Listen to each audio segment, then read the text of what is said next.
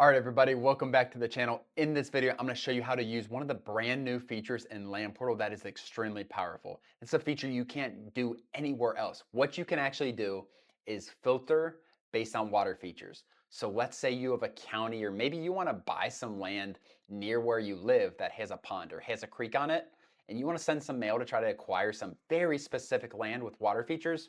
You can actually build that list within Land Portal now. So let's get to it. So if we go over to map search here, let's choose a county, and let's just go Adams County, Ohio. It's a county I'm somewhat familiar with. Let's go Adams County, Ohio, and let's do vacant lots, and let's do 5, or let's just do it bigger. Let's do like 10 to 30 acres. Keep the list relatively small, and then we are gonna do MLS. It's not, let's also build this list a little better. Like, let's not just worry about the water features. Let's build a good list here. So exclude active listings. So that's anything that's currently for sale on the market. Exclude sold listings. Let's do city limits outside of city limits. City limits, when I'm trying to buy 10 to 30 acres, I don't want it in city limits. A lot of times if you're in city limits, there's restrictions. You can't hunt, recreational activities. Let's not have city limit properties. Scrolling down here, buildability, let's have it at least 20% buildable. That's just taking away some sloped properties, which we shouldn't have a huge issue in this county.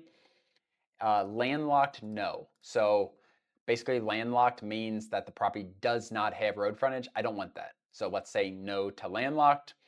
And then wetlands and floodplain percentage, let's just say it's no greater than 60% for this. And now we have the water feature button, which you can see. So we're gonna say has.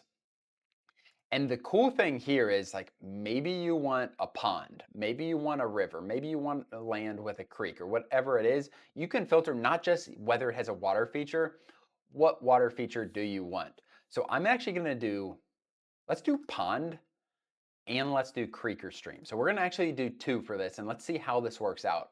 So again, going back over our filters, 10 to 30 acres, Adams County, Ohio, vacant land, water feature, creek or pond, not landlocked. I think we did 60% max for FEMA and floodplain, and then 20% buildable at least. So that's at least 20% of the land isn't very sloped.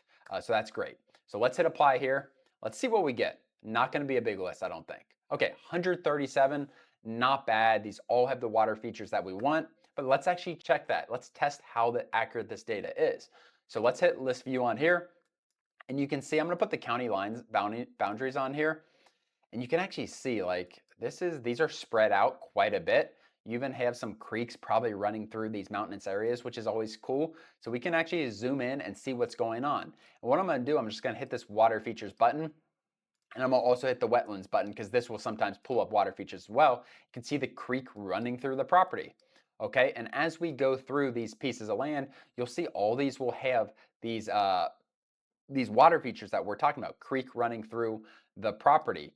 And let's zoom up. Let's see if we can find some ponds as well. Again, creek running through the property. And we could always take off the creek one. Maybe you just want ponds. You can always take off the creek filter. But what's really cool is here's one with a bunch of stuff running through it, a bunch of water features running through it, and you have a nice creek running out the back.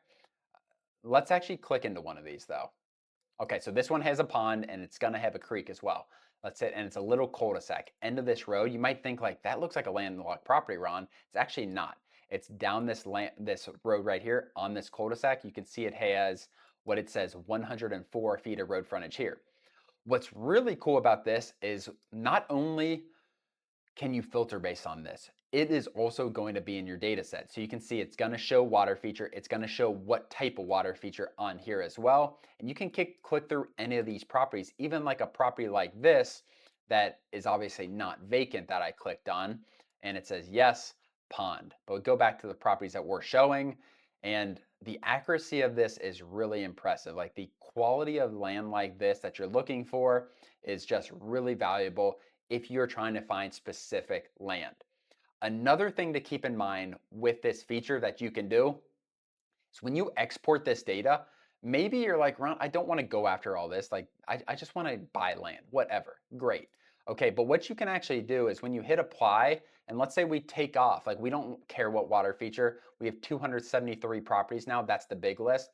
Maybe we want it to be a little bigger. Let's go 5 to 30 acres. And we hit apply. Now that's probably going to get 500 properties or so. There we go, 517 properties as you can see. But what you can actually do in your data set, there's going to be a column within your data set that shows the water feature. So you want to talk to those sellers a little bit differently.